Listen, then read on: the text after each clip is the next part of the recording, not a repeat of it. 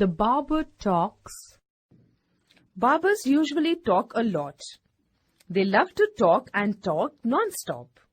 While plying their razor and scissors, they go on relating their tales in which the customer has little interest. The poor customer has to keep listening for fear of the sharp razor which is all the time so near his neck. A busy newspaper reporter couldn't find time to have a shave for many days. Then, one morning, he happened to pass by a barber shop and stepped in. There he found the chairs full of customers and had a mind to slip away. But the barber fixed his eyes upon him and said, "You are next." The reporter sank into a hard chair nailed to the wall.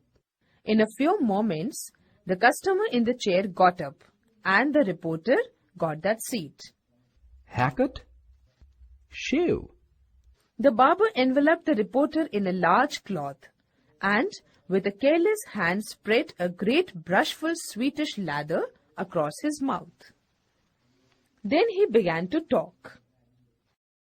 "Some people have their dead shaved before burying them.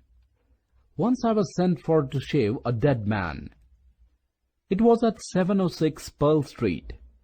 Barbers don't much like a job of that kind, although they get $5 to $10 for this work. I started at about 9 at night and found the house quite easily. I had my razor, soap and mug in a little case which I use on such occasions. I knocked at the door and an old man opened the door. His eyes fell on my case. "So, you have come," he said. "Go upstairs. He is in the front room to your right.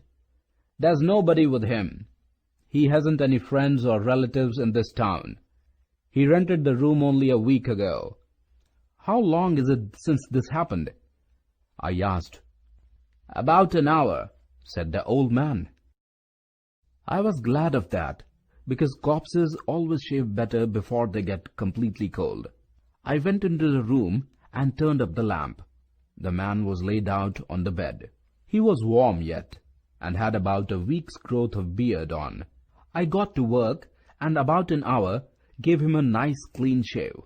With such nice shave, the man would have felt fresh if he had been alive. I put my things back into the case, went downstairs, and saw the old man. "He is fixed up, all right," I said. "Who is to pay?" "He gave me $30 for a money order to be sent to his brother yesterday," said the old man. "I shall pay your fee out of it." "How much?" $5, I said. The old man handed me a $5 note, and I went home very well satisfied. "Next day," continued the barber, "there was some news. I heard that a man had died at 706 Pearl Street, and a little while before that, a man in the next house had taken poison. People in one house sent for a doctor, and those in the other sent for a barber. The funny part is that the doctor and I both made a mistake. We got into the wrong house. He went in to see the dead man. The family doctor there was just getting ready to leave. Now this other doctor did not waste any time. He got out his stomach pump, stuck it into the dead man's throat, and started pumping the poison out. All this time I was busy shaving the man who had taken poison in the other house. And look at the funniest part of it all this. After the other doctor had pumped all the family doctor's medicine out of the dead man, he opened his eyes, raised himself up in bed, and asked for coffee. This made the family doctor mad. He got into a fight with the other doctor, and both fell down the stairs. "And how about your man who had taken the poison?"